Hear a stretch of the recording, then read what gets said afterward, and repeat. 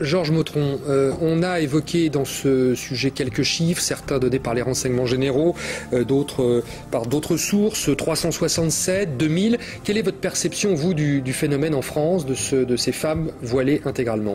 Écoutez, on a eu l'impression, quand ce chiffre de 367 est tombé au mois d'août, je crois, on a l'impression que c'était une information qui tombait du ciel pour un peu limiter notre travail.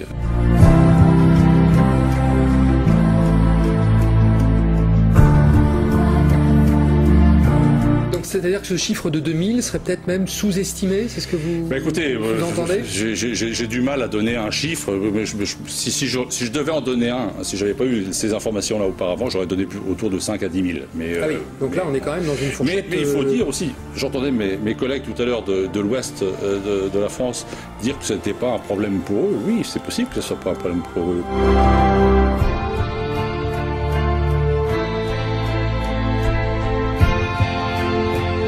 Caroline, est-ce qu'on peut établir une géographie de cette burqa en France? Ce sont les maires qui, au quotidien et sur les marchés notamment, peuvent avoir effectivement une appréciation au cas par cas, ville par ville.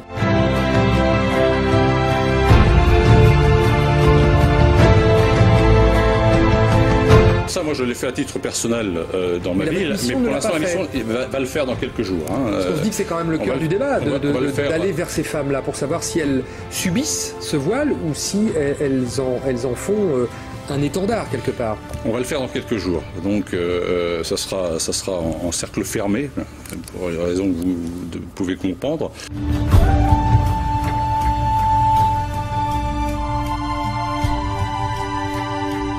Par contre, c'est une vraie question, pourquoi en cercle fermé? Parce qu'il n'y avait pas de moyen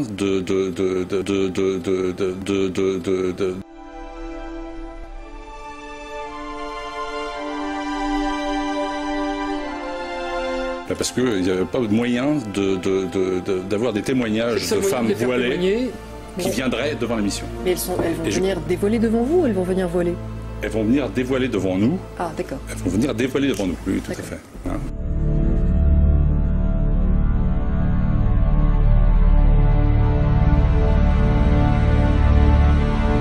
À Georges Mautron. Soit à l'ordre du jour.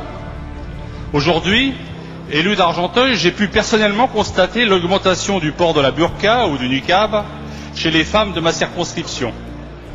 Nous arrivons avec cette pratique au stade critique menaçant et portant atteinte à la dignité de la femme par la tentative de cacher toute trace de féminité chez ces dernières. Cette pratique est non seulement une manifestation religieuse ostentatoire, mais l'on sait également qu'elle symbolise pour ces femmes l'humiliation et bien souvent la soumission intolérable relevant d'un autre âge auprès de leurs époux ou de membres de leur entourage.